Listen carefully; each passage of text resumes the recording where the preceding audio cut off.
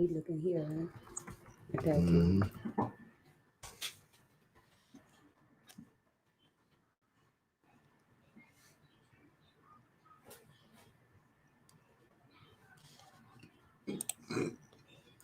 District 9.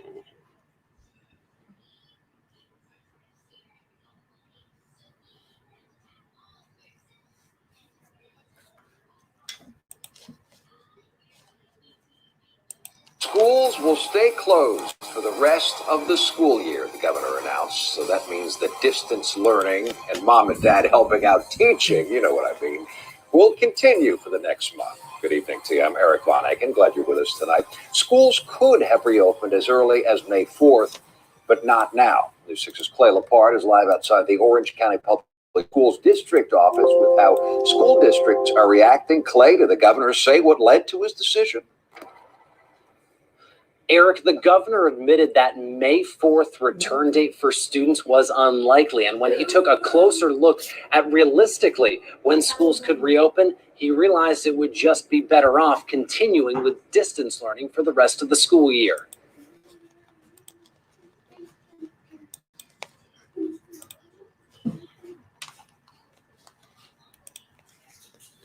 Hello.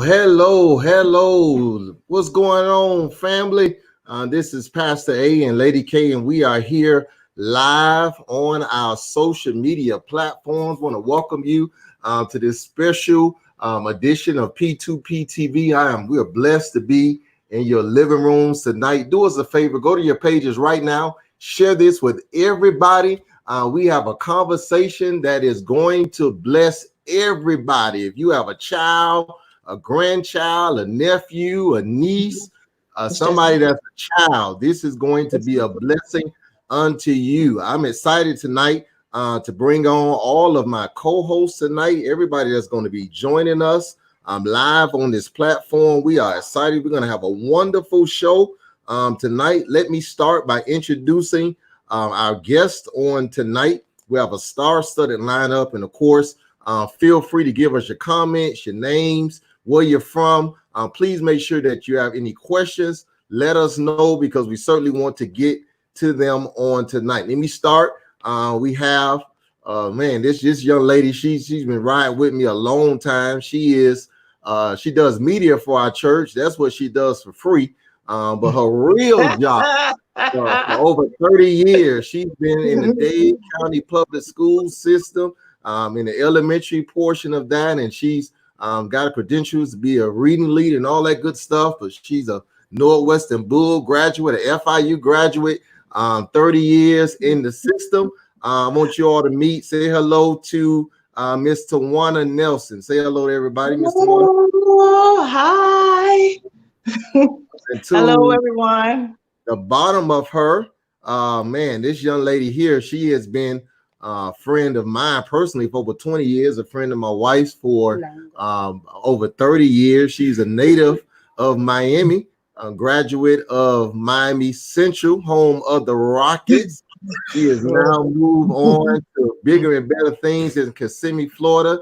She is a former teacher of the year there, and she's, our godchildren's parent and all that good stuff.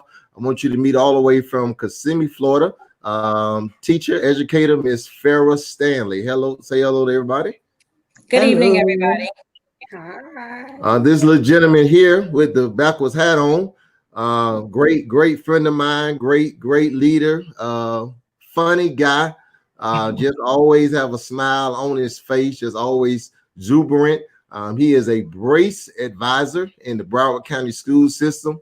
He's also running for school board seat District 9.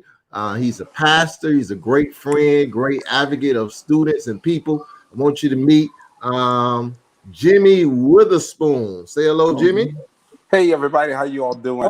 Hey, just so great to be a part of this event tonight. How you all doing? I think one of our hosts. Hold on. I'm sorry, Pastor. You didn't announce my school. You said where everyone else went to school, but you didn't announce my school. Can you please announce my school? He's home of the Dillard Panther. I didn't want to say anything because we got a lot of Central graduates on here, and they beat y'all so bad. They beat y'all so bad, Jimmy. I was trying to spare you, man, but since you brought it up, we don't bring it up, man. But he's home of the Panthers. God bless his heart. And last but not least, many of you know her. She's my ride or die, my sidekick, my first lady, the bishop, all that good stuff. The wife of my two children, only children. She is a former educator. She's here representing educators and parents at the same time. Say hello to Miss, the one and only Lady Kimberly Austin. Hi, everybody. Hey, Kimberly. Hello. I think we're missing somebody, but she may hop on. We're going to introduce her. She hops back on. But listen, we're going to get started. We're going to jump right into it. We started off, and again, bring your comments. We want to hear your comments, your questions, all that good stuff. Listen, let's get right into it. Governor passed officially making homeschool a reality for the rest of the year. We know COVID-19 abruptly forced every child to stay at home with their parents.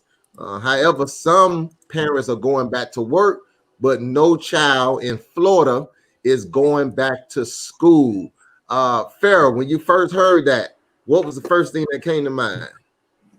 Well, in terms of us not returning to school, considering the situation, I was okay with that due to health concerns, but just being a fifth grade teacher and not having that closure with my students, them going on to middle school this year, and them not being able to have an end of the year celebration to be able to move forward, it more concerned me about them rather than myself.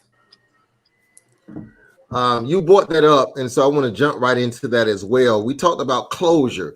One of the downsets of the kids not going back, we have several kids that want to bring about closure.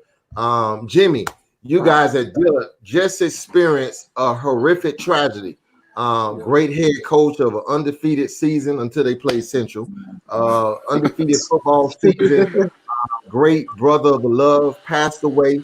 Not even sure they've had this funeral yet, but let's talk about closure, not just from a school standpoint, but Dillard. It's going to be difficult for them to bring about closure because the kids are not going back to school. Talk about that from a personal Dillard standpoint, and then from a district standpoint as well when it comes to closure. Pastor, it's definitely as Sister Farrell said. I'm glad she brought that up as well, because a lot of I deal mainly with the seniors, and so that graduation piece across the entire state is it's traumatic. It's heartbreaking, and it's just mind blowing for those seniors to even have to experience and not being able to love on their former, their classmates as they get ready to go off to college, and it's just a issue at hand across the entire state to even have to deal with not having that closure amongst their teachers. They have in some schools they have 8 teachers, because we have that the 4x4, and so they're unable to meet and greet, and then the guidance counselors as well. We're unable to, as being I'm the person that handles scholarships and dealing with that particular piece, but not being able to sit face to face with those students and give them a proper what they're going post-secondary education, what they're going to do after they graduate. And so that is a major issue, not being able to sit face to face with them and to understand what they plan on doing after they graduate. So that's definitely a major piece. Tawana, you also deal with little kids that like to let's think about the closing that not bring, even as a teacher, you've been with the children all year. Now you don't have that opportunity to bring about closure. What effect do you think this shutdown is having in just the closure of the school year? Just for kids transitioning not only to post secondary education, but the end of the year, they're just not getting the full benefits of having a teacher, a well-prepared teacher, teach them what they need in order to move on to the next, even just the next grade level.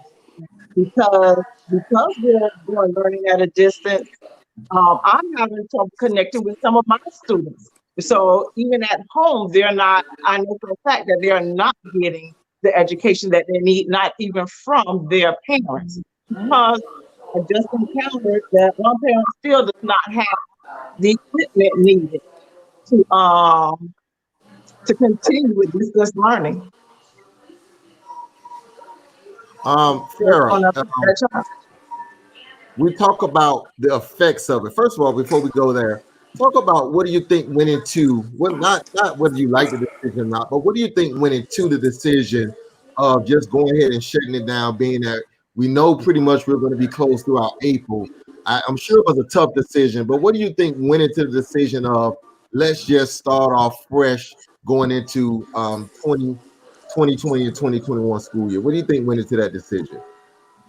I'm just going to say all over. I just think it just had more or less what to do with the virus in itself, spreading. Right. I just think that's what made all decisions. I don't think anything else in terms of us saying let's shut down school for the entire year.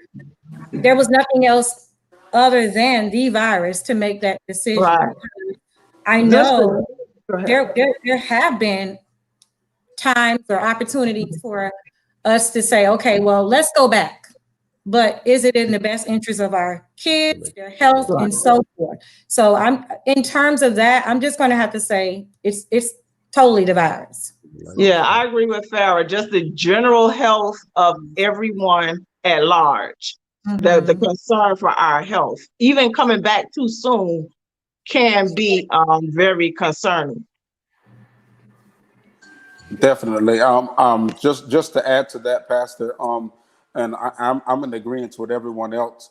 But I posted something yesterday on my page, and I guess someone, how do you close down schools, which is a learning environment, but then allow the beach to be open in one particular city, and so it's like an oxymoron, because you're saying you want everyone to be safe, but then it's not the same thing across the board in every city. And so I believe that every city, every mayor needs to get together, and then the governor kind of needs to step up to the plate if he really is concerned about the students and the well-being of the entire state.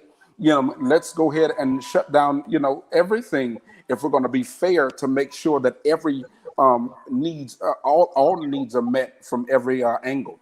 So, I'm flabbergasted about that. How do you do this on one end, but then open it up on that end? I mean, that looks totally bad. Mm-hmm. And from a parent perspective, I was concerned, and I kind of had a little anxiety about it as well, because we have a third grader, and third grade is the big tests and things like that for no purpose. And as a parent to a third grader, he's not a fifth grader going to middle school or high schooler. It's a concern because there's a big gap between third and fourth grade where you deal with the writing and things like that. Mm-hmm. So as a parent, I'm glad I'm a former educator, but I would encourage parents that are not educators to kind of find some kind of closure to make communication with teachers and things like that. So you could bridge that gap that the kids are going to be facing from one school year to the next, because third grade is where you first get the exposure to the FSA test. And they didn't get that in second grade. So now when they see it again in fourth grade, it's going to be for the very first time on a whole different level. And that's something that they take into consideration from a state perspective, that these kids never saw this before. Long-term effects. This has never happened probably in our lifetime. May never. Someone mentioned earlier, you've had no doubt kids struggling before going to school every day. Mm-hmm. what are some of the long-term effects of this? And then also as teachers, what are you expecting from your students when they return? Because a lot of parents, they're home now, but as Jimmy said, they're going to, because the state is going to be opening back up. A lot of parents are going to be going back to work, which means less time for Yes. going to watch over their child and make sure that they are studying. What do you think are going to be some long-term effects, especially in the minority community that don't have the nannies, that don't have talk about that a little bit as teachers. I'm going to say, I think I look at this as an extended summer vacation. And when I say a summer vacation, not in the aspect of, them having a break from school and having a good time, but I think about the gap in academics when they return back from That's summer it. break as is. So that's what I'm thinking. It's just going to be, I'm more concerned from the academic standpoint, not so much as the gap with the kids, but what's going to be expected of us as teachers. Right. Because right now, I already know that the expectations are very, very large of what we are expected to do and to Mm-hmm. close those gaps. And considering these kids have missed 9 weeks of school, literally, um, they've missed a large portion of academics for this particular grade, but they're going to be expected to just come into the next grade level and knowing these things because that's just the way the system is set up. And that's the Right. unfortunate situation. That's what concerns me as an educator because bridging that gap was already Babe, can hard. y'all cut the volume down a little bit? I've already, as an educator, requested to, transition with my kids because I know there is a huge gap in learning already.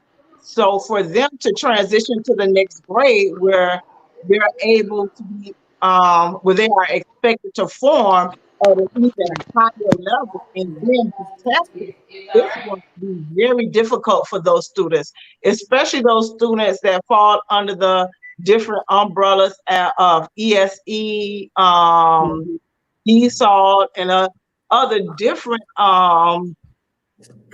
umbrellas that are there. It's going to be very difficult because so I, as myself as a teacher, I've been mentally preparing myself. It's going to be a struggle next year because you can't expect a child that's been off for an entire grade period to come in plus summer break to come in going or even being prepared to be educated at a regular rate or within the norm at which we as teachers have Definitely, been most educated. definitely. And one of the other things too, April 1st, I know in Dade County would have began the testing period. So a lot of times when they get to the testing period, after testing, teachers kind of shift gears a little bit and go into a preparation for the next school year. So something has to be taken into consideration. They're actually missing out on the main skills to prepare them for the next grade. And on top of that, they're receiving, it's going to be a big gap. So some kids are going to be even further behind because after testing is usually when you kind of try to bridge the gap and try to do preparation for the upcoming school year.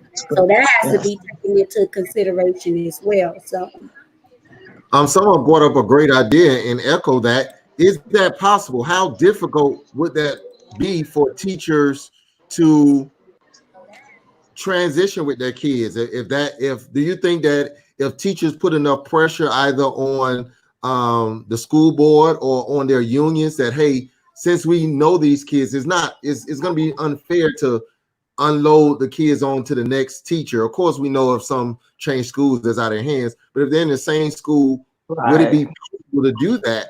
Oh, and are the teachers prepared to teach at that next grade level? I mean, how fair or realistic is that? Because for parents, that means for you have to go to middle school, right? Do you think how realistic is that?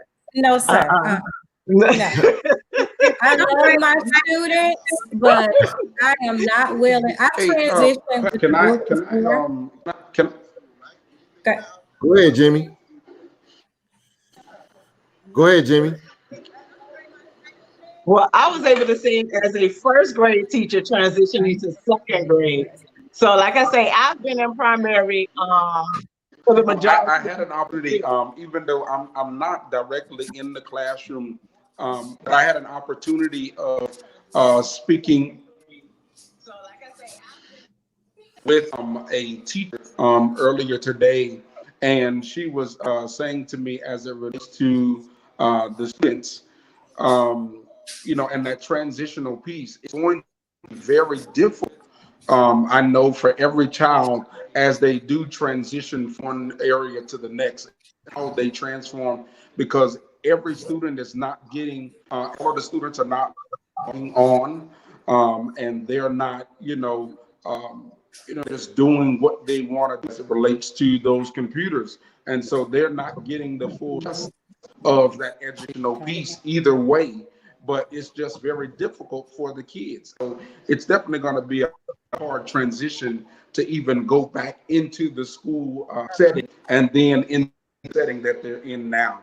So, I mean, across the entire board, I was with a teacher today, and I don't know if the young ladies are on as well, and even your wife, they have what you would call a program that's called Canvas. This program is or should have been the people should have been trained on the program to help them in situations such as this. The problem that has taken place that those teachers are teachers, some teachers were never trained on this, and so if they're not trained, say something else comes up, everyone across the district should have been trained with this, all teachers, all instructional employees, to know exactly how to navigate through these situations and how they can best teach their kids and give them. So, we were already behind the eight ball, even just because we didn't know how to handle Canvas or, Your phone broke up. the program that they're utilizing for our students. Your phone broke up a little bit, but we got the gist of what you're saying. You talked about training of teachers, and we understand that that's important. But what about the parents? There are a lot of parents, of course, that were not prepared. In our household, we're blessed. Kimberly is a former teacher. She was able to kind of pick up on some things just because she was a teacher. But what Right, about the parents who they didn't sign up for this? They didn't right. expect this to be a reality for them. How can the school system either in real time do a better job to get some parents caught up, or what can they do in the future to make sure, hey, if this happens because of a hurricane or whatever, that parents could be a part of what the teachers had to go through? Well, one thing I can say, this is a wake up to the education Yes, system, to the parents, absolutely. and everybody at large, because Yes, like yes, it is. being a former educator, I kind of see a lot of both sides. And after completing not being an educator anymore, I chose, Mhm. because I knew of certain things, to get involved with my child. So I encourage parents, the first thing you need to go do when they put that volunteer list out next year, you need to sign up. And That's school, right. See what's going school on. included, they have a multitude of trainings and things for children, some during the daytime, some at night for parents. And I personally have gone to some of them, and I've been sitting there. His school is 1,000 kids or more, and it's only been 8 or 9 of us sitting at these meetings. So that's the first thing, that even before they talk about what can we do to add on, parents, you got to meet the standards from the get-go. Some of our parents have been lacking, and hopefully this experience will kind of bridge that gap between what the schools are trying to do. Even the SAC meetings, be present at the SAC meetings.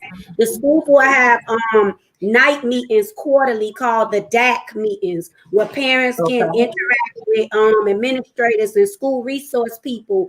That is where the parents And the schools do a good job. At least Dade County do. They're constantly calling. Some people may say they don't get the message or whatever, but just like we share sales and share stores and share stuff like that, we need to share with other parents. Hey, let's go to this together. Let's do that together. That's the first thing that parents have to be accountable for, is understanding when they do put something out there, make that extra effort. Because as simple stuff like iReady, some parents wasn't even trained on iReady, and these kids been doing it since day one kindergarten, which is a regular requirement. And then on top of that, to get the other stuff outside of iReady. So if you didn't understand iReady, it was already going to be a challenge to get the other things that they have. So I just urge parents to just meet the basic need and then bridge the gap from there. Now let's be honest. Let's just take the cover off of everything. There was some, unfortunately, there were a lot of children in urban neighborhoods that once they reached home, they received no other education. The teacher was the primary educator. They were not getting homework assistance. A lot of, and someone brought it up on one of the comments, that unfortunately there are a lot of parents from an educational standpoint that can't help their children right now. What's going to happen to those? How can we find out or figure out what's going to happen to those children who are already struggling because their parents couldn't help them? And now their parents, in a lot of cases, are going to be the primary source of help. And after these 9 weeks are up, the school teachers are going to be gone. And so they still need to be learning during the summer, right, and they're going to be at a disadvantage. What can be done, number one, to help raise the educational level for parents, and what can be done so some of those children can be identified to say, hey, we need to be a little more lax because we understand that this children's been home with no help for 3 months. What do you think? Well, I believe prior to school starting that parents need to be trained every year on what their child, what is to be expected from them as parents for their child, not just a open house. They need a training on what's going on in the school, what's going on in the classroom, not a voluntary training, I believe mandated at some point. I want to add, kind of going back to what Kim was talking about in terms of just parents becoming more involved. The fact that parents are not involved, just getting them in so that they are aware of what's going on in their child's school. I know, for instance, we have times in the morning, we have times in the evening. So they're trying to accommodate, when I talk about times, talking about meetings that they are putting in place so that parents can get more involved. But the problem is, you have parents who just don't care. This has truly put our parents in a predicament to where they have no choice but to care. On the other hand, you do still have those that don't. I'm seeing it from both sides. It's an unfortunate situation, but unfortunately, parents just, bottom line, they have to get more involved. The opportunities are there in a lot of places. They're not taking advantage of it. And the fact that they're not taking advantage of it, there's a lack of knowledge. And now at a time like this, when they need the knowledge, they don't have it simply because most of them are not involved. Now, I'm not talking about all parents because I'm a parent as well. Yes. And there's a lot of things that I'm kind of thrown off when my child has shown me something during this time. But it's an unfortunate situation. Hey, I got to do what I got to do. And I'm teaching at the same time. I'm being a parent, on the other hand, while I'm educating. So it's just a matter of being involved and just having that knowledge. And going back to what Tawana said, possibly providing these parents with some training, not just during the school year, but possibly during the summer as well, so that they are better educated and more informed. So when the school year starts, they have an opportunity to say, okay, hey, I've got a grasp on this. I can do this. And we are in this together. It's not the teachers against the parents and the parents against the teachers. Jimmy, I have a question for you. Of course, everything right now requires two things for this virtual reality: a laptop and internet. You're running for school board. Has the school board figured out a way that, number one, because first of all, we understand that a lot of the school board laptops that went out, they're not coming back for whatever reason. They're not coming back. Comcast and other, let's just be real, they ain't coming back. They're not coming back. That's just we might as well be ready for taxes to go up because they ain't coming back. That little stipend you see for your school board, just look for it to go up because it ain't coming back. But Comcast and other internet providers stepped up to the plate to offer free internet service. As a school board person that desires to be in the school board, do you think that it's possible for the school boards across America, across the state of Florida, how can they partner with internet providers for parents who cannot afford it? So now we know that internet and laptops are the essentials to learning. Is there a way to make sure laptops can get in people's hands and they have the necessary internet requirements in order to be able to learn? Well, I think it's definitely a good idea to be able to partner with those internet companies.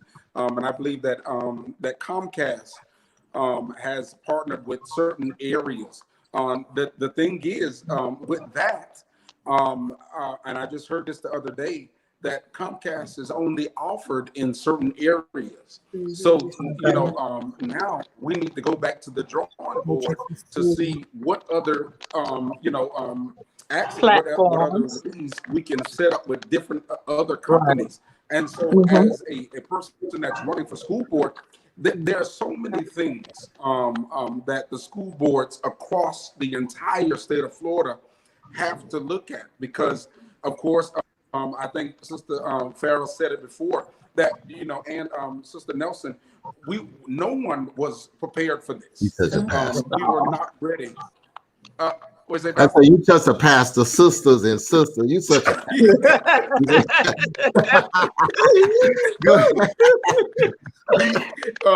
no one across the board. We were prepared for this.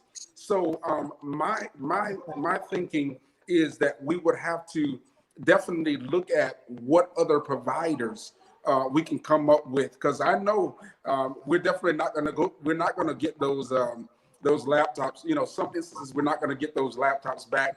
No, sir. I heard that some people were trying already to pawn those. Yes. So sad. So I don't know what we can do besides try to partner with other internet companies to make sure that every area has internet access.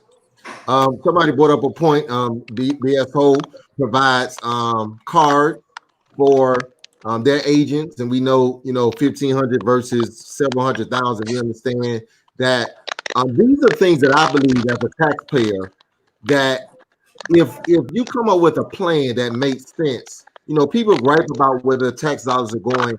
I believe things such as this, people wouldn't mind stepping up to the plate. Hey, I'm going to give an extra $2 or $3 for my taxes so that this can happen. But I think it has to be a conscientious effort to know that, hey, we need to make sure that not for everybody. I have internet in my house, but if there is a way, maybe it could be a pay per minute type of situation of something affordable, whatever the case may be. But this has to be in the plan of the school board because a lot of people didn't have laptops, did not have the internet access, and that's going to even put them further behind because of this gap.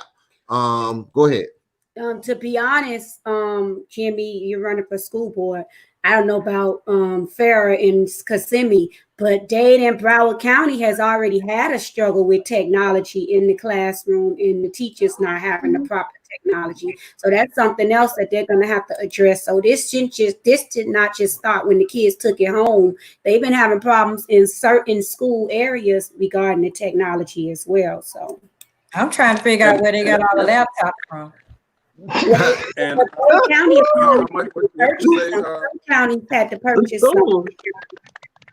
Now you're right. You're right. This has been an issue, an ongoing issue across, of course, across Broward and Dade County, because as being, of course, an employee in Broward County, You know, we have, and I don't know, it's our particular school.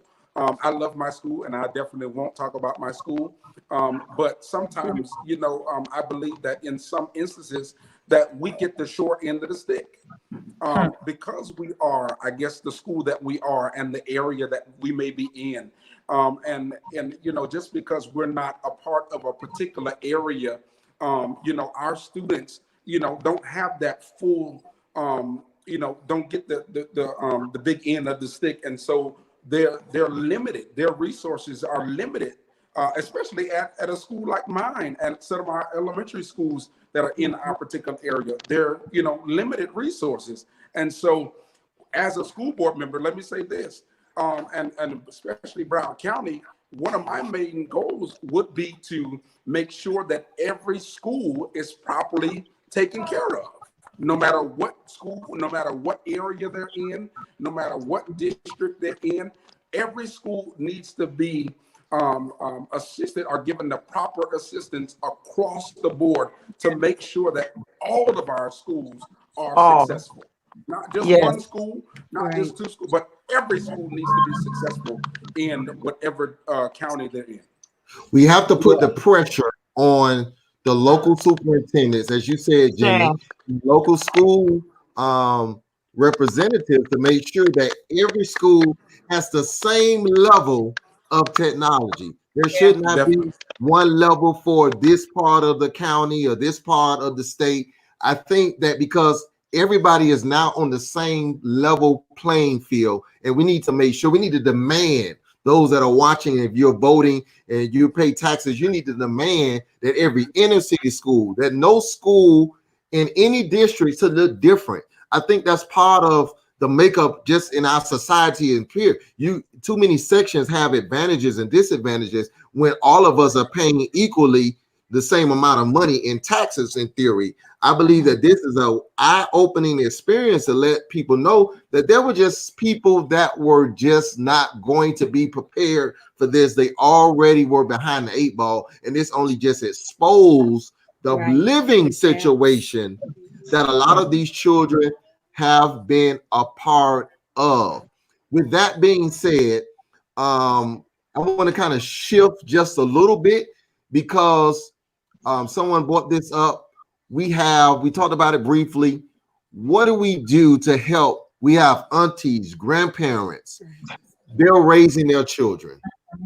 They're not technologically sound. As teachers who are needing their children to log on, they have an internet, they have laptops, but someone in the house can't help them to get logged on. Teachers, what have you been seeing in your classrooms that's kind of been making it difficult to kind of operate in this environment?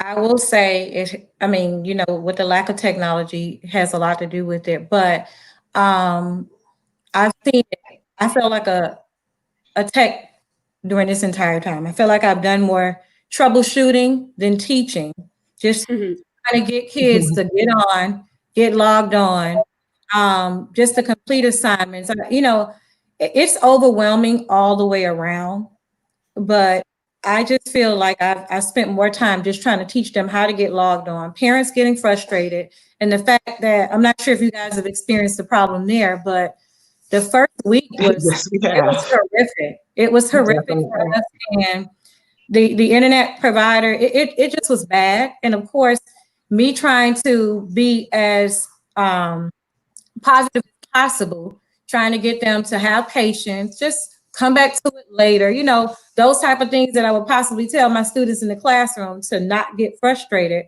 I feel like I'm counseling everybody to kind of keep us together. Then we can't even get a lesson in because nothing works right. So I just think, you know, for grandparents, it's just a matter of them the teachers being patient and understanding what they're working with at home and just being flexible. That's the biggest thing I've learned through this. If you don't know how to be flexible, this should definitely teach you how to be flexible as an educator, because you have you just don't have no room to do nothing else but be flexible. It is what you have time on your side. Are there considerations, Jamie, and teachers, and maybe, you know, this hasn't come up yet, but are there considerations for virtual lesson plans moving forward? That, hey, we need lesson plans because some teachers now, hey, you have to do the assignment, you have to scan the information in, you have to do all this type of. Do you think it's necessary for there to be virtual lesson plans, and or do you think it's necessary that we have virtual days throughout the school year to kind of help us prepare to accept that this may be a reality, maybe because of a hurricane? We live in Florida. Anything weather-wise can cause this reality. Do we think that this needs to be an intricate part of the lessons moving forward? Absolutely. Well, right Pastor, now we Pastor are required to submit lesson plans. We are being asked to submit lesson plans and to be on the different platforms teaching a lesson. For me, it is very overwhelming because me having birthed no children, and because my sister is now one of the workers that has to go to work, I am now auntie slash homeschool teacher of a 4-year-old and a 5th grader. So now I'm have to be online and teaching during the day and uploading lesson plans and making sure, and I'm getting phone calls from parents. Hey, I'm not understanding this. I'm not understanding that. Yo, did you do this? Did you upload to your teacher? Did you? Well, how do you upload? That's like, I understand where the parents are. I know they're frustrated. If I'm frustrated, and it's just overwhelming. So I don't, to a certain extent, can't fault the parent for not knowing, and don't too much expect them to be at the top of their game with this, because me personally, I know I'm not at the top of my game for this because not prepared.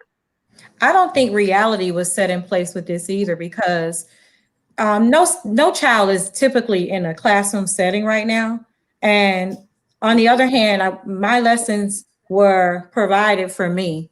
Tawana, it's just unfortunate. I'm so sorry. But our lessons were provided for us, but it was a massive amount of work. It was a massive amount of work, and I thought it was extremely too much for the students. So I understood how frustrated parents were, just trying to get things to work on top of having loads and loads of assignments.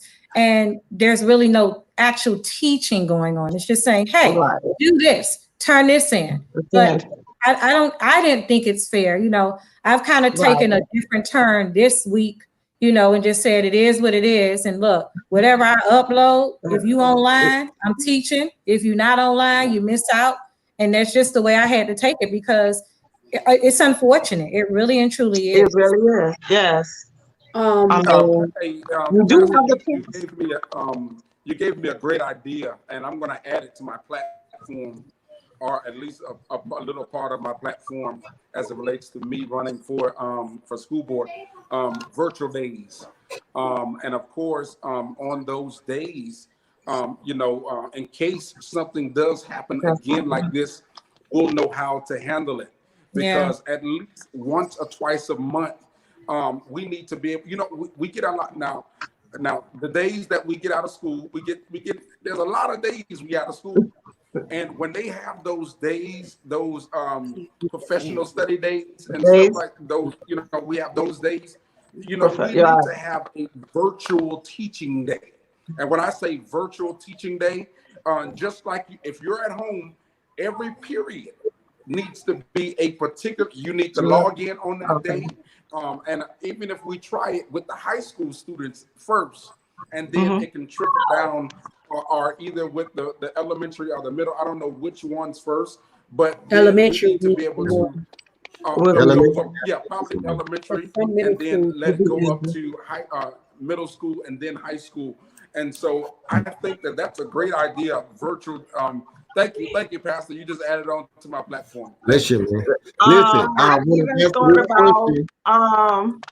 in the classroom, there are not enough computers for each child per class. But I've even thought of just like maybe an early release day,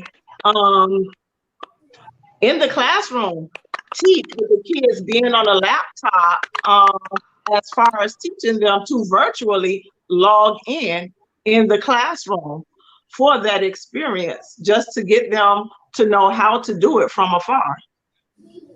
You know, there's other things that have to be incorporated as well. You know, we're talking about the teaching them how to log in, something simple as logging in virtually. But what I found is a struggle with my students is these poor babies didn't even have any typing skills. So it's taking them forever to type on a document to even turn into me. So that's another issue. You know, these are the type of things that have been taken out of schools.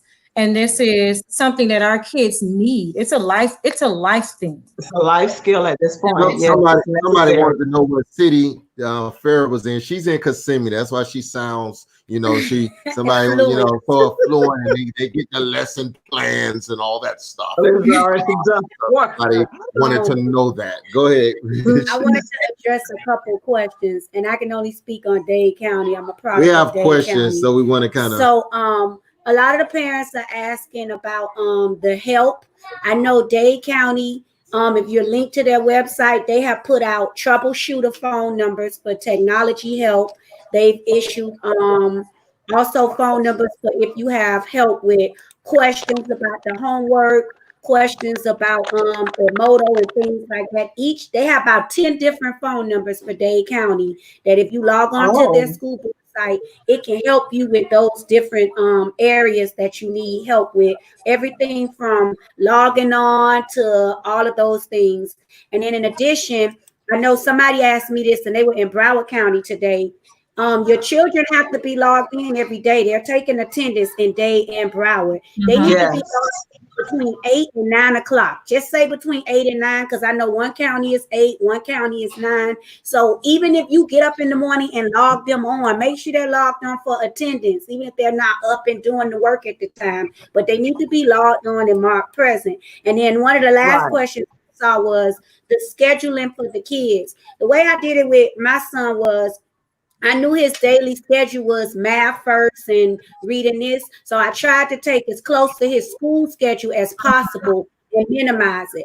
And I can only speak from an elementary standpoint. You should not be trying to give your child instruction no more than 2 to 3 hours a day. 2 hours is good. 3 is definitely the max. We can't put these children to do a whole day, even though they go to school all day. You have to take into consideration the environment, where they are, and what's going on around them. They're going to reach their frustration level rather quickly. And once they reach that frustration level, your parents, you're going to be very frustrated as well, and your patience are going to drop in. So if you're doing more than 2 hours, 3 at the max, then you're probably doing too much, and you may want to pull back a little. Farrah, I want to ask you this question because we're having this trouble here, and someone brought it up as well. What happens when you have multiple children that are on different grade levels? You have a high school senior, we're going to get that in a moment, and a elementary student. How do parents adjust with that? We have a third grader and a pre-K. I had to ask. I don't know what grade it is. And so how do you adjust? We're a 2-parent household. I deal with the big boy math. She deal with the ABCs, but how do you balance that when, what's some advice you can give to parents that are dealing with this? I'm the wrong person to ask for advice because I am a blessed mother, I will tell you, simply because my senior is a lot of help because she gets her assignments done. So if it's something that her sister needs, because I am so consumed in helping my students, I feel like I've lacked in that area as a parent, but I thank God for my oldest because she's able to definitely help out. If I didn't have her, I probably would be just as crazy as most of these parents. I will tell you that. I'm crazy now, but it will be definitely, it would be worse for me because I wouldn't have had that support. So looking at it from that standpoint, my middle schooler does struggle a little bit and I have to stay on top of her. I feel bad because I'm listening to Kim saying that, hey, we need to put them on the schedule. But then I get all these messages from the teachers saying, hey, they need to be doing this, they need to be doing that. And, you know, then I'm an educator and I'm like, look, your teacher said you need to do this. This is what you need to be doing. You're not getting off the computer till you get it done. And I feel horrible, you know, but then it's like, hey, these teachers want grades. And if they're going to fail my child because she's not doing what she's supposed to be doing. So that's the struggle, you know, just more or less just balancing between being able to say, hey, I need to give my child a break and so much for your grades. But then I am an educator, so I can't say that part either. So it's really a struggle in that area for me.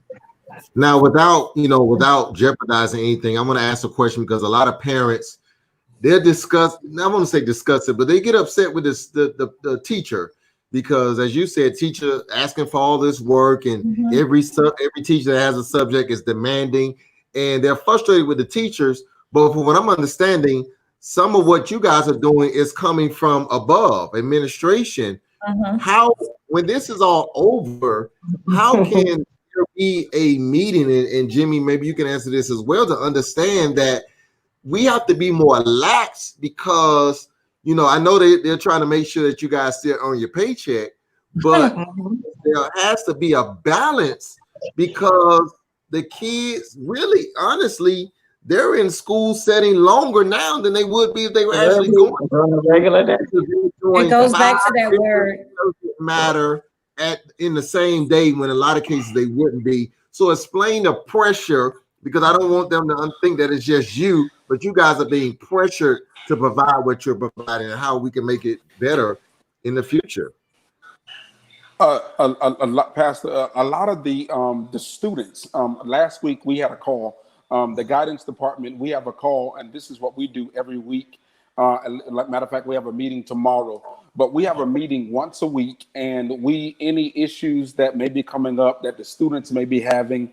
And matter of fact, we have a meeting with all of the seniors once a week as well, with my principal on the call.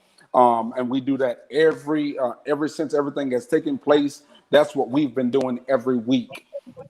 We had a meeting last week with the guidance department, and we had a student that was getting so overwhelmed until she kind of stopped answering her phone, just kind of went into a shelter because all of the teachers are, not all of them, but some of the teachers are giving more work now than they were giving even when they were in school. And I don't know if they're doing it to make themselves look good, not Sister Farrell or Sister Nelson, but not at all. Not at all. But they're giving more work, now than they were giving even when the child was in school, and so the kids are now becoming overwhelmed. Some of them because of that. And then the reason why as well, it has come down the pipeline that no child can fail this year with everything that has happened. They can't fail a child. So I don't know if that is because of the reason why, but that is a major a reason why the students and why everyone is in the predicament that they're in now.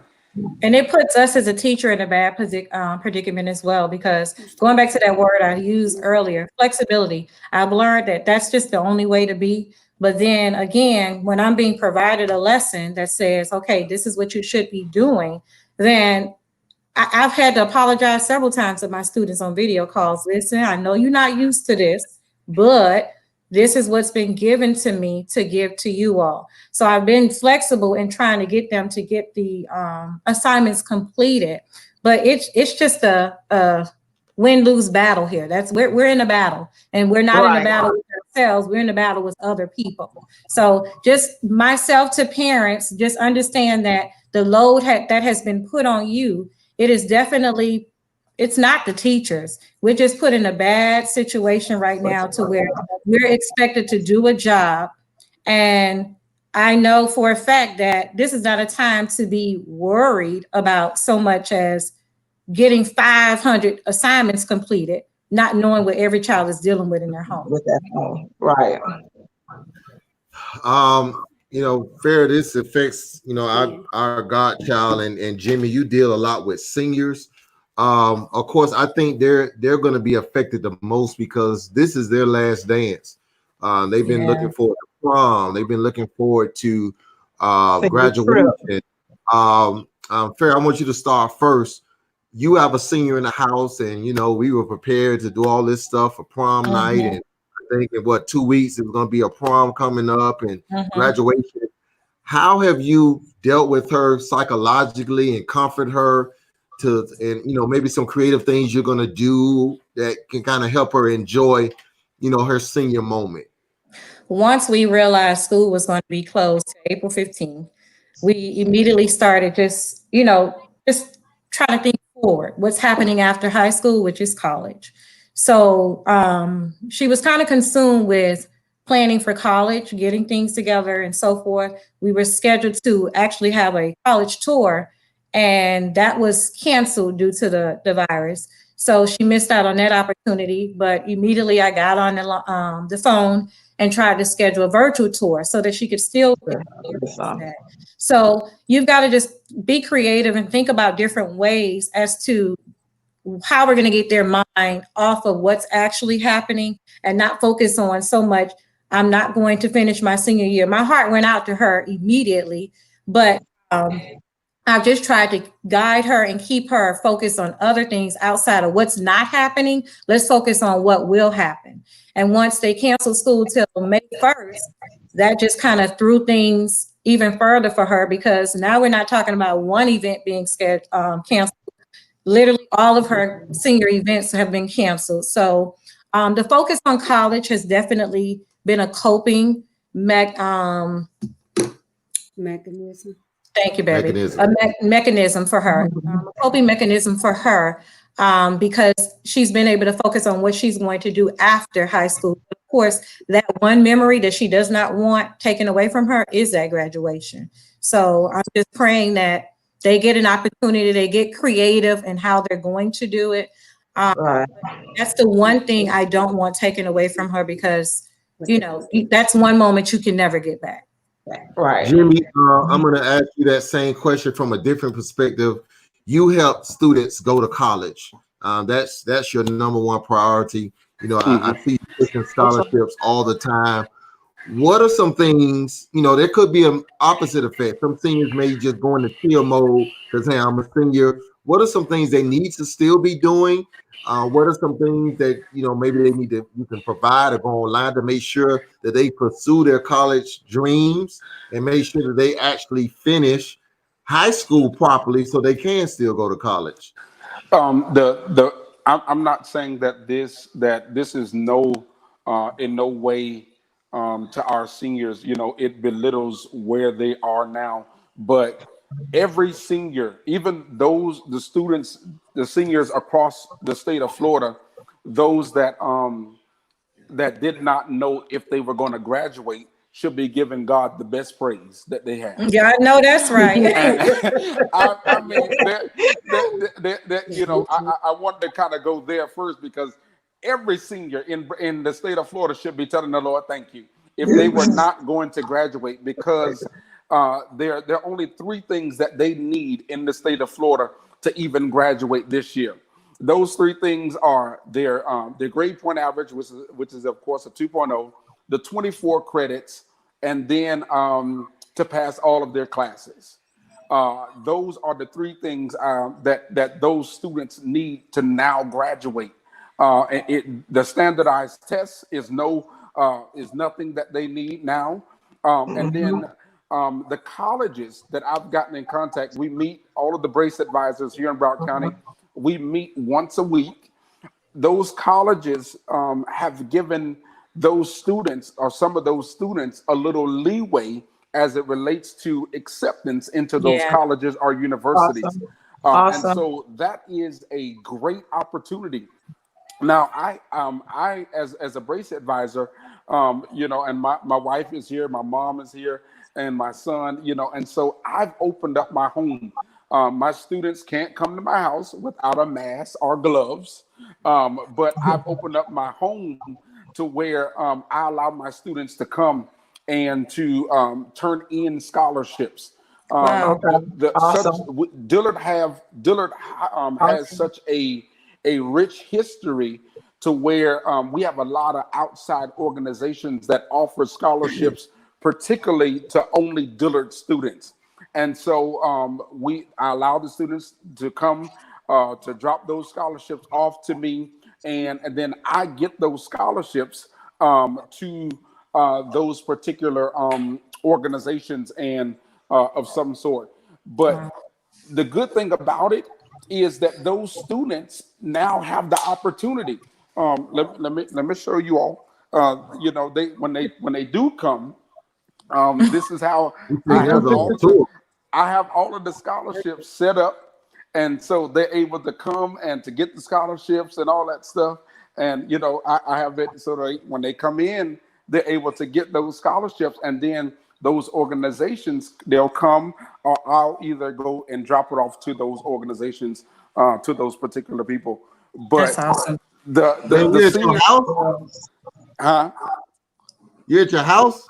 Yeah, yes, sir. Man, you need a house. You need to get Brown County to get you a house stipend, boy. You done turned that house into the brace office, boy. Hey, I think he's trying to prove he's working. He's trying to keep that check coming in. Yes, sir. Yes, sir. And just to let you know, as a brace advisor, there are 3 or 4, like 4 different major events that climax our school year with our seniors. One is Senior Academic Signing Day. The next one is Top 10%. We have a Top 10% breakfast. And then the third one is Senior Awards Night. I don't want to give this to Dade County and, some of those other, they might try to steal our stuff. So, but we've come up with some great ideas, virtually that will definitely, hopefully to appease those students and to kind of give them a happy celebration as they conclude this this school year. So it's definitely going to be awesome. Are those packets open to anybody in Broward or just Dillard's graduate? You don't open your house up now. Any student come?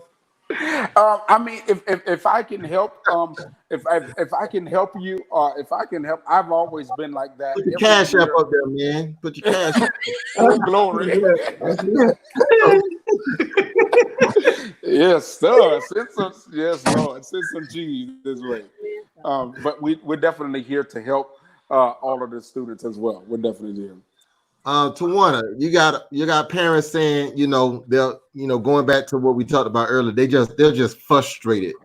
The parents are just frustrated with an abundance of work. From an elementary standpoint, what can you say to parents that they're getting this abundance of work?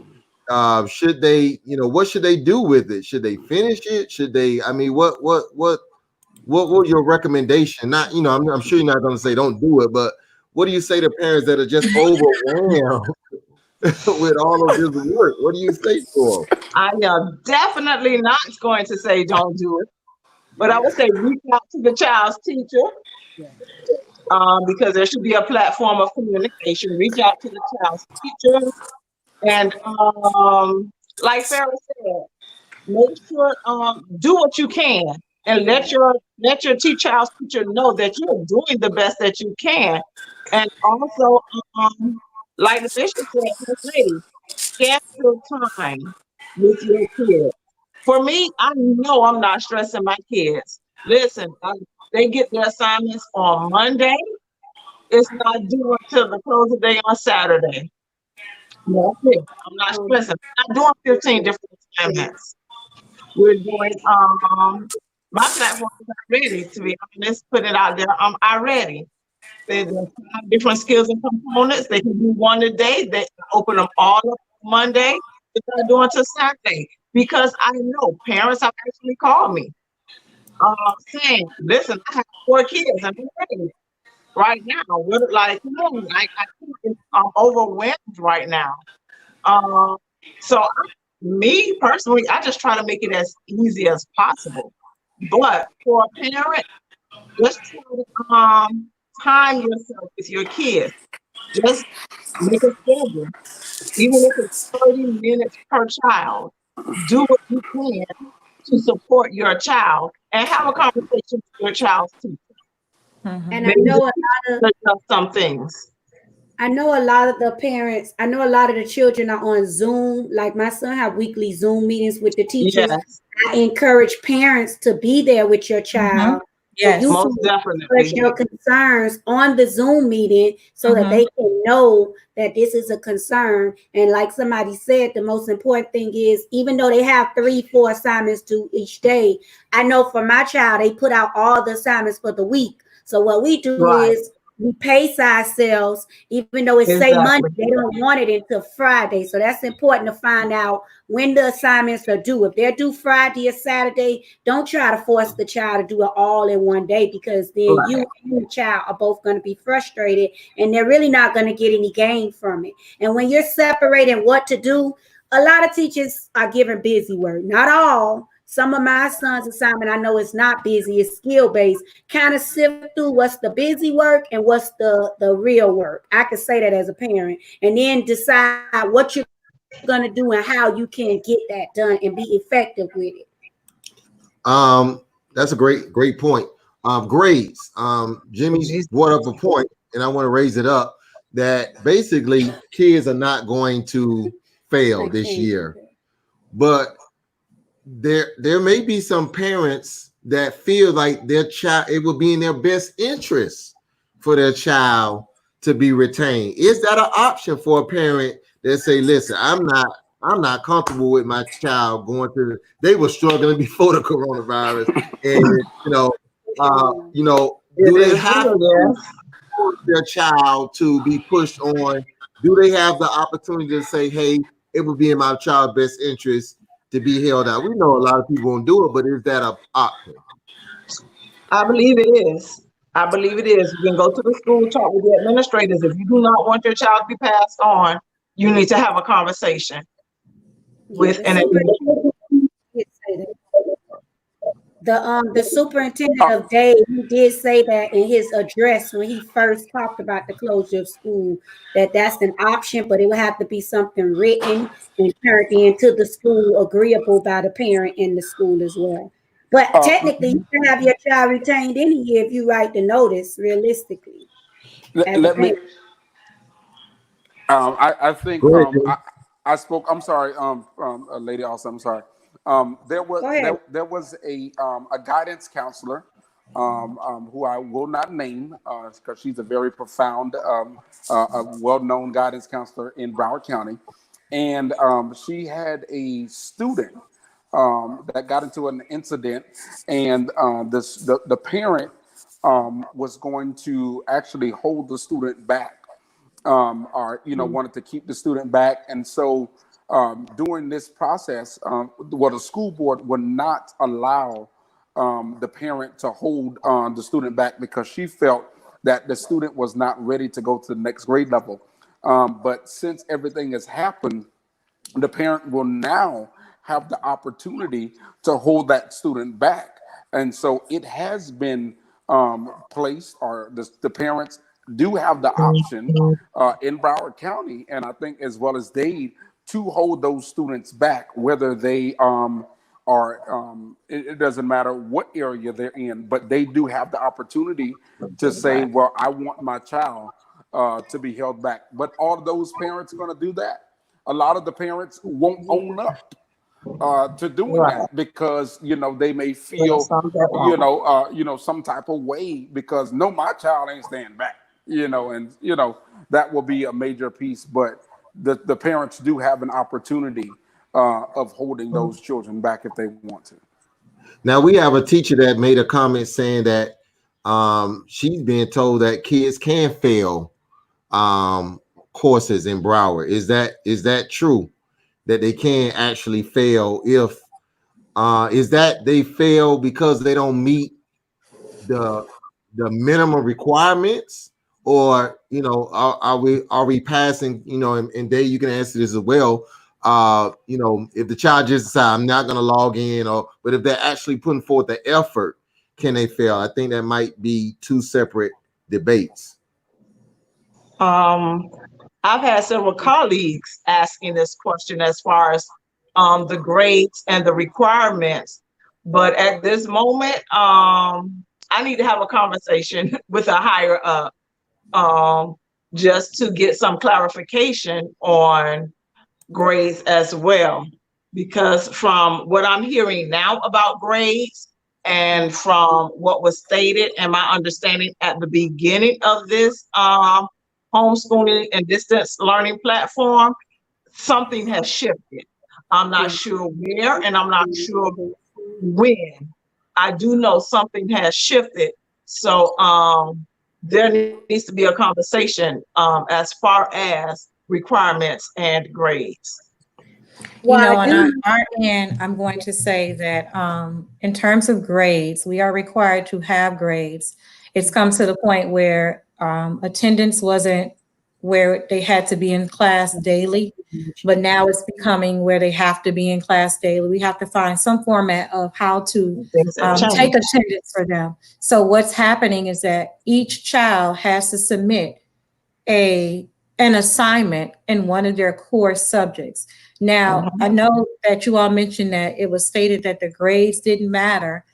And that's kind of what's hanging over our heads as teachers, because if that's being told, a parent is being told that grades don't matter, then why should my child be doing the work? Why should my child be going through all this hassle? So when it comes to grades being mandatory, I am required as a teacher to have grades. So that is what's mandatory for me.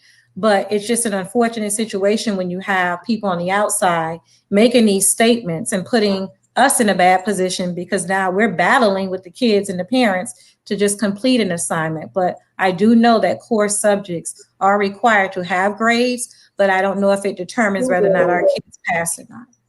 2 grades, I think for the sake of those who are watching, you need to go under the assumption that your kid may fail if they don't complete the assignment. I think that is a safe way to go about it. That would be a safe way.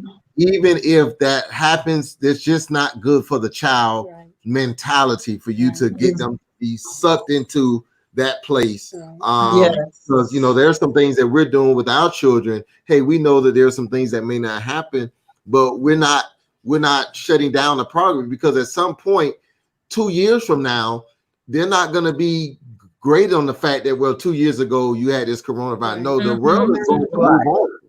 And so we need to make sure, especially again in the urban communities, that we don't allow our children to get lackadaisical in this season, because if the parents are lack, then the children are going to be lack. And I think that it's the parents' responsibility to be able to balance, as Kim said, to know, hey, these are some things that you need to do. You should be able to balance between whether something is essential or something is just to keep you busy. But I think it behooves every parent who's watching this to make sure that your child stays focused. I still haven't been told our son he's not taking the FSA. He still think he preparing for FSA. That's how it should be. Keep it that way. Oh, gee. It's the mentality. You have to set that mentality for them. Just from an educational standpoint, you would think that you would want your child to continue being educated, whether it's at home, distance, or not, just to make sure they're still getting some type of education, whether it's going to be related or not. They should still be held accountable education-wise, because, you know, education is your future. You need an education, you know, to survive in this world. I want to go ahead. I still see people talking about this logging in by 3 and 4 and 5. I'm telling you guys, make sure your child log on between 8 and 9 every day. Don't trust the 3 and 4 and 5, because some parents was on Facebook today saying my child get on every day. It's not early, but they get on. You need to make sure, because when it's all said and done, they're checking attendance and they mark your child out for attendance, and you have come up with a problem. You need to be able to prove they're in school by 9 o'clock, so they should be logged on by 9 o'clock, even if they're 3 and 4 is Teachers kind in of Dade County still have to take attendance. We're still accountable for attendance There, in Dade County. I know in Broward County, their attendance from some of the classroom teachers that I've talked to, their attendance is the child logging on every day. That's what it is. That's how they is how it is. the teachers are no longer accountable for their attendance. It's now in the child's hand, in the parent's hand to make sure that they're logging on so that their attendance can account. I want to make sure that I was clear with the young lady. She made a post a few seconds ago, I guess a question about making sure that we definitely, I want to make sure that she understands that I don't want the child not to do their work. I was just make sure, and I know that that the child can be held back if they're not doing what they're supposed to be doing as a student. So I want to make sure that she understands. I'm totally in agreement, and I believe that the students will be held accountable. And I think that the governor, when I did hear him say it, he says he doesn't. This was like in the very first press conference that he had way in the beginning. I think he mentioned, and I'm paraphrasing. He doesn't want any child to fail, and so that's what I heard. So I don't want her to think that I'm saying that that students shouldn't be held accountable, because every child, and especially if I'm going to be in a school board member seat, every child should be held accountable for and they a little bit of their responsibility. Even now in the situation that we're in, all of this should not fall back on the teachers solely. This should fall on some of the parents and the students as well, because they have that they're just as equally responsible as well. So we're all in this together, and we need to work together to make sure that our students and our child is being successful in their situation. Again, we're just harping back on because, of course, we know that this show is primarily going to those in our community, minorities, and we want to make sure that this is not just another reason why our children are held back. We don't want to create a culture of lack of, I don't care if they say if they never have to log on, they will graduate. That may help them this year, but it will not help them moving forward. So it is imperative that we make sure that our children set a standard. This is an opportunity for you to set a standard in your household. Hey, I know this is the time you could chill. Hey, there have been times we've been a little lackadaisical with waking our children up, but we had to come to our senses and understand that no, you're going to have a problem getting your kid back active in September. So, the summer is already the time that they're going to be active. Farrah said in the show, this is a extended summer. Very extended. To make sure that we get our children in the same regiment that they had, because again, the excuses going into next year, in a lot of cases, they're not going to be, accepted. And so we need to make sure that we don't create an idea of a culture that says, well, I can just kind of chill back in these next few weeks because nothing's going to happen. There will be long-term repercussions if we don't keep our children up the breast. Amen. And I want to give just a shout out to those parents that are trying. You have those that just have no idea, have no clue as to what they're doing, but they are truly trying their best to make the best of the situation. And I definitely want to commend them, because I know that it's not easy. And just don't give up. Don't give up. Definitely hold on to what it is and make sure that your child gets what they need, because bottom line, just like you continue to say, Passe, that our kids there's going to be a gap, and these kids are needing what they're getting right now. It's very, very important. It's essential. You might not find that it's important, but it is definitely essential, because as the summer comes, there's no assignments that's going to be given. So you've got to figure out how you're going to bridge that gap. And preferably, Jimmy, and those in the school system, those that may be listening, that may be in the school system, I think because there is no summer school or there are no assignments, I think that there should be some websites being developed, so the parents can continue to have lessons for their children, then there needs to be some type of virtual plan so that we don't feel that we don't feel the fullness of the gap. But I have a question. I got a good question for you guys. I'm going to talk about the respect level for teachers, man. I know that a lot of parents out there, they like, you don't know my child, little Johnny is an angel. No, no. And now for months, they have seen their child and they know what the teacher goes through. Have parents already begin to reach out to you, those that may know you as educators? Oh, child, y'all need a raise. I know what y'all been going through. Do you think the respect level of teachers have gone up exponentially since this crisis has happened? It has, but it'll fade away. But it'll fade away. It's in, but guess what? By August, they'll all have their, those parents that were negative, for the most part, they're going to be negative still, unfortunately. Yes, there is a level of respect, I may say, from some, but for the most, they got their kids out the house, they back in our hands, and guess what? They still angels.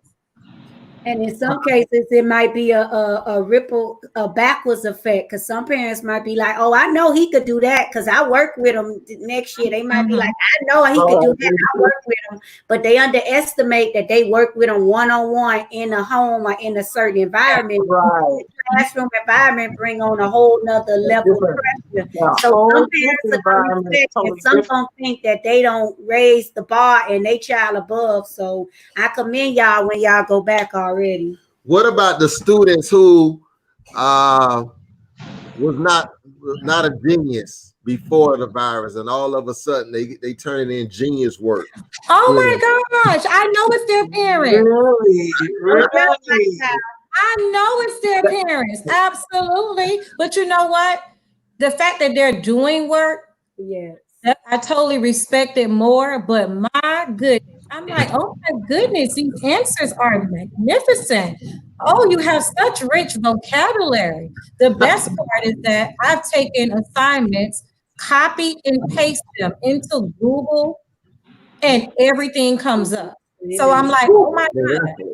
Like, seriously, you got this from Google? Like, you didn't even take the time to read the text, but oh my gosh, it's hilarious to me. It really and truly is. But the fact that they're trying and doing something, run with it.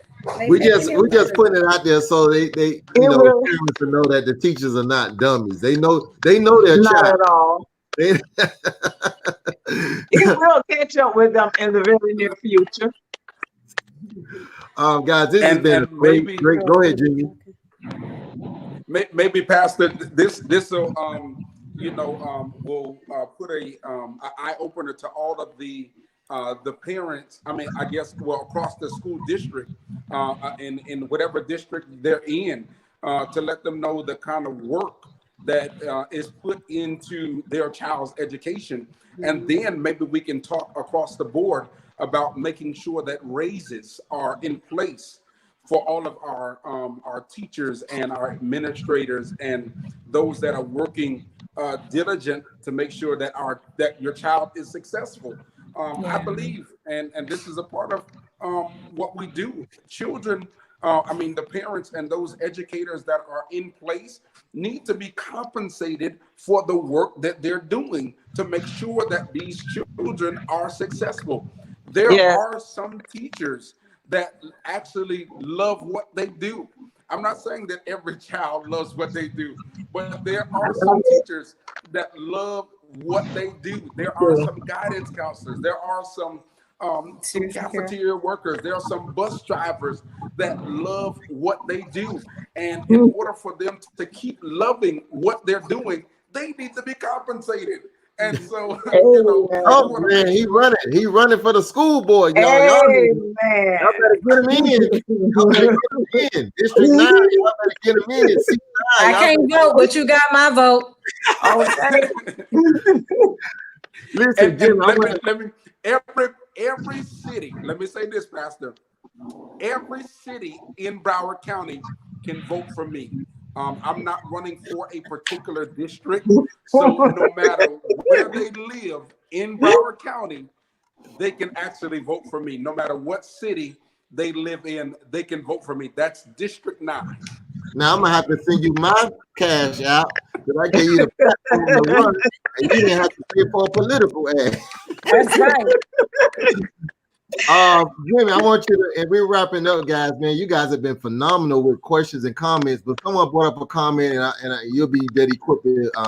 What about the class of 21? Can they begin the process now of applying for things and maybe take advantage of some of the loopholes that that's not so strenuous right now? What would you advise for juniors right now? Okay, tomorrow, I'm glad you brought that up. Tomorrow is my first meeting.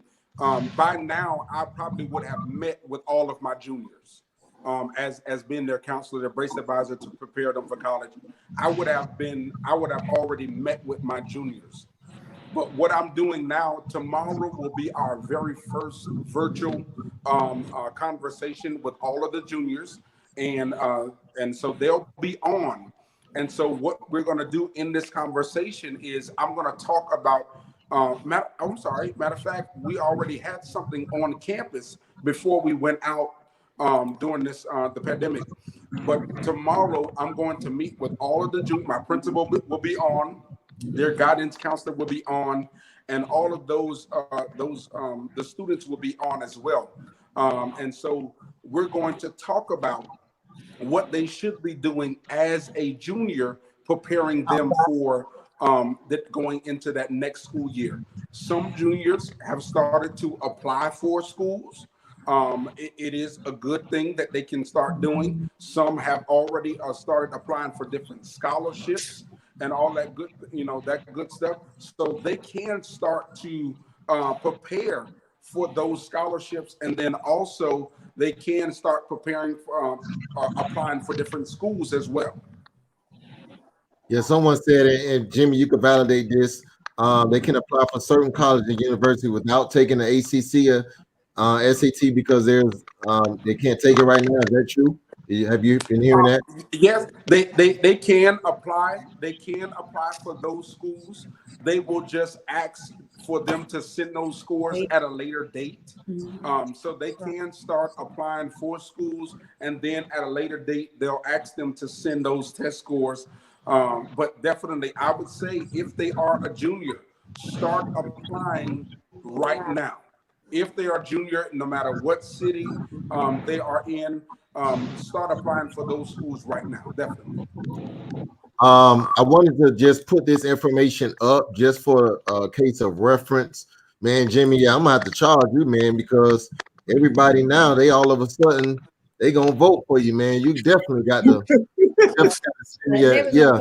all of a sudden you start talking about the raises, and they all of a sudden they vote.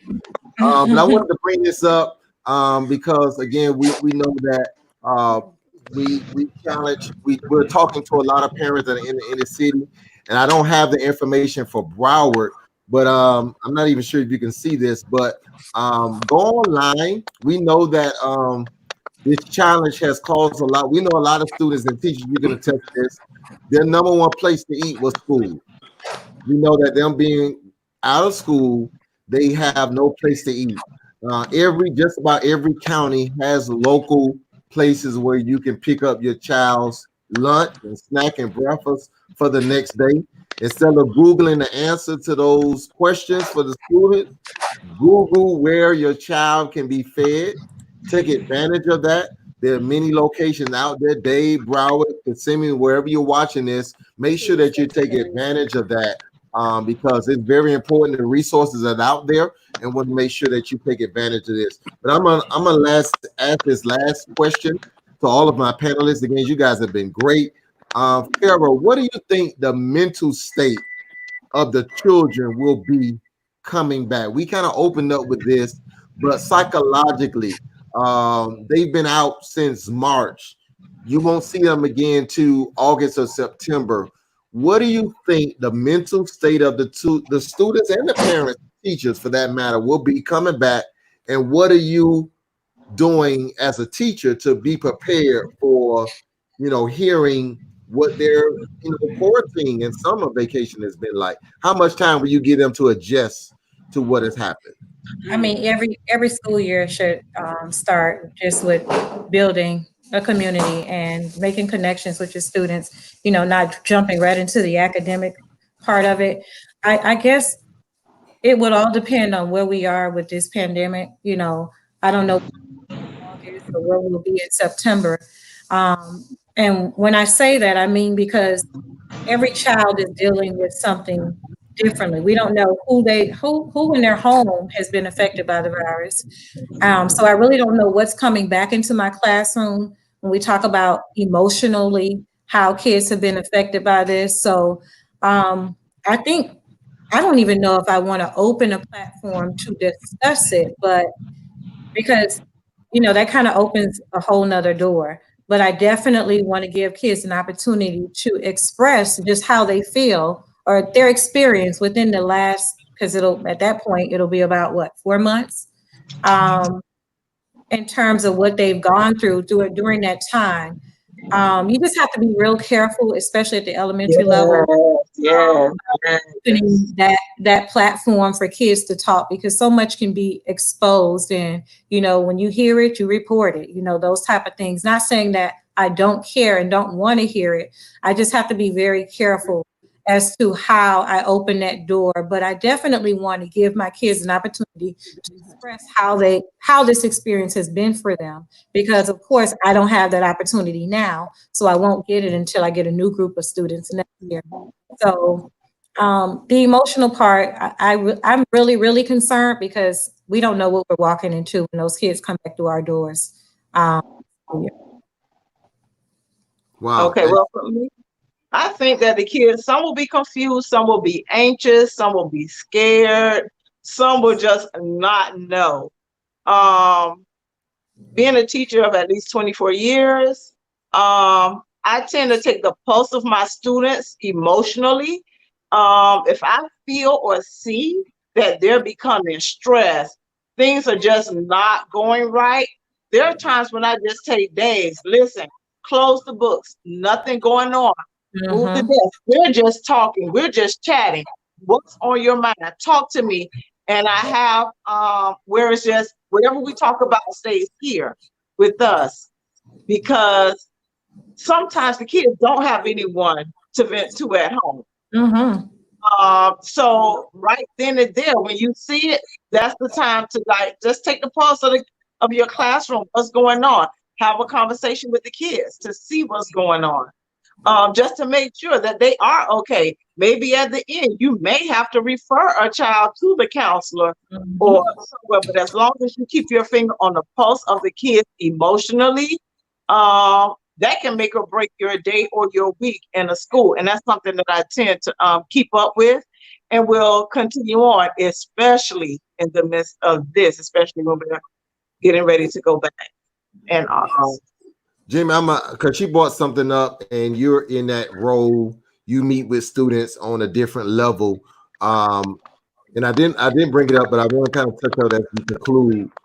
There are a lot of students that have been in hostile environments all of this time, and you all are free to talk to about it as well. What do you do with students? They were in hostile environments. Again, school was their safe haven. They're gonna have horror That's it. stories. Brace That's advisor, it. counselor. Yes. Are there things, again, going back to your platform, are there things that could be set up to help counsel students who, man, they've been stuck in a horrible situation for 4 months, and they haven't been able to escape? Even now, with the loss, my principal, this is what we did at Dillard High School immediately. Even with the loss of one of our employees, we just now last week Monday we lost one of our major employees to the students at the school, and then he was also a friend of mine as well. We went to Dillard together. He was a sophomore when I was a senior, so we were on the campus together. And he taught at Dillard I think it was like a little bit about 12 years now. He was there, and then he just became our head football coach. So just to even have to deal with that, it's going to be crazy receiving the students back because actually we lost 2 employees. But him not being on that campus, or him and the other employee not being on that campus, and then the students have to come back, and then our football players to even have to deal with that. Our principal has given the opportunity to students. She's put it out on social media, and to those, the opportunity to those students that may need someone to talk to. She set it up where the counselors can reach out. Can reach out to our students, and just to even be able to open up, and even be relatable to some of those students. And so it's definitely going to be something that every school district will have to look at.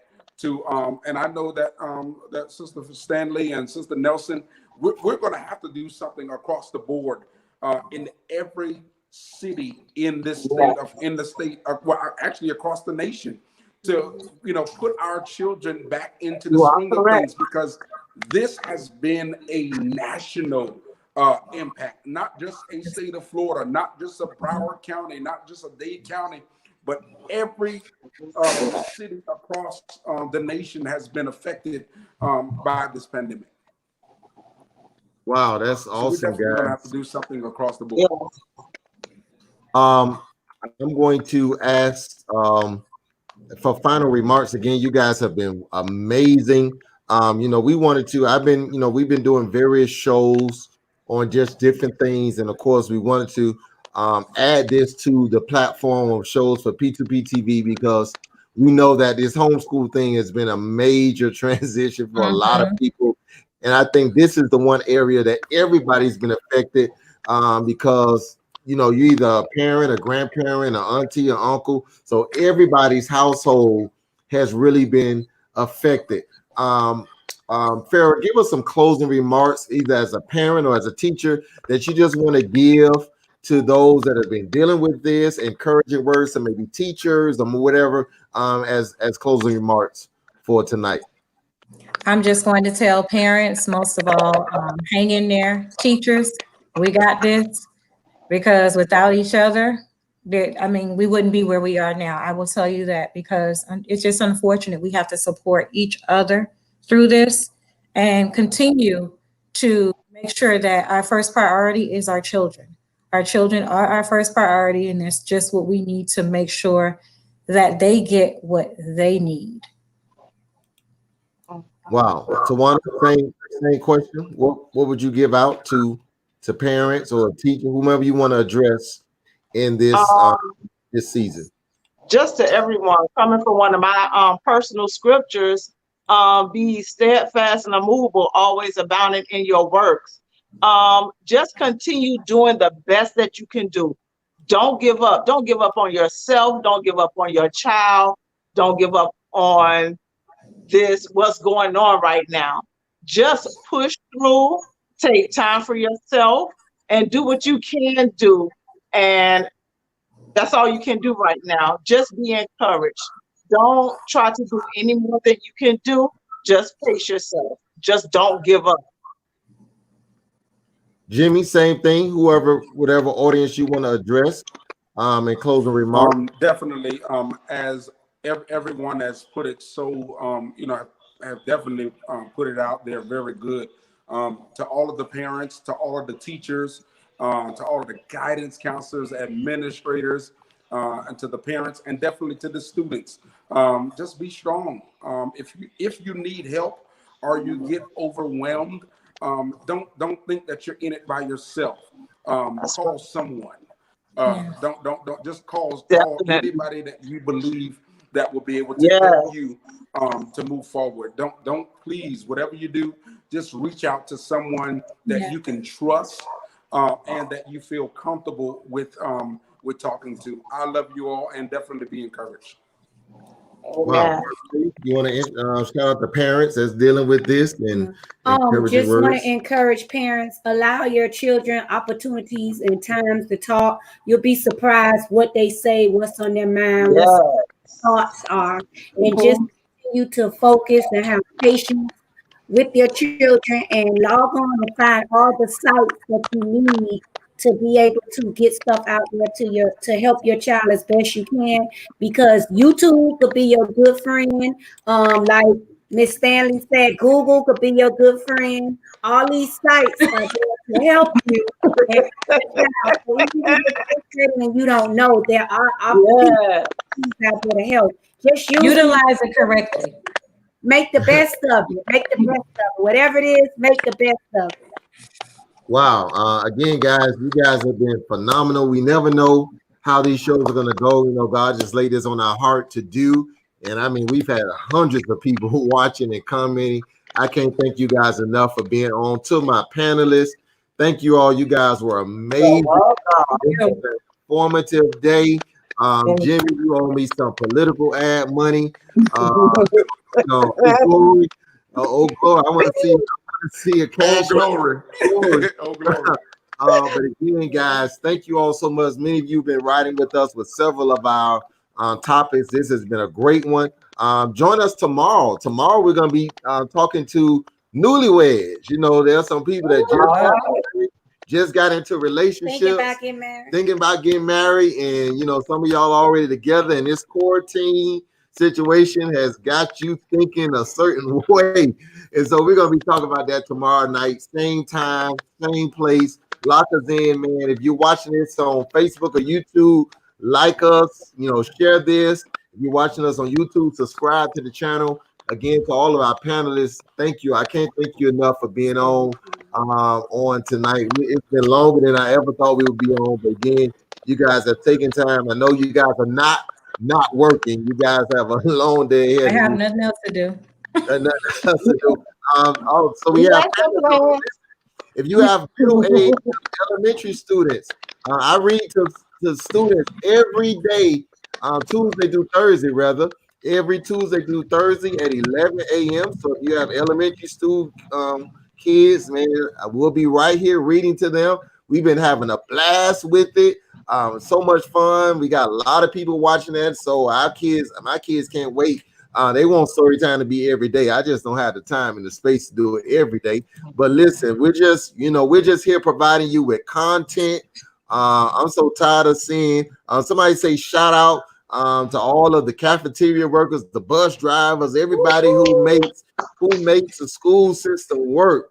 That's right. They all, Jimmy, they telling you they all need raises, man. These people are building a platform. You Get that cheese. Get that cheese. You get a raise. You get a raise. You get a raise. Yeah, everybody get a raise. Everybody get a raise. Everybody get a raise. Man, I love you guys, man. Have a great night. I think the mayor of Fort Lauderdale or somewhere in Broward is watching us. He was shouting us out. All you over there watching us, man. Great content. We love you guys. We'll see you next time on P2P TV. Peace. All right. Bye. All right. Good night.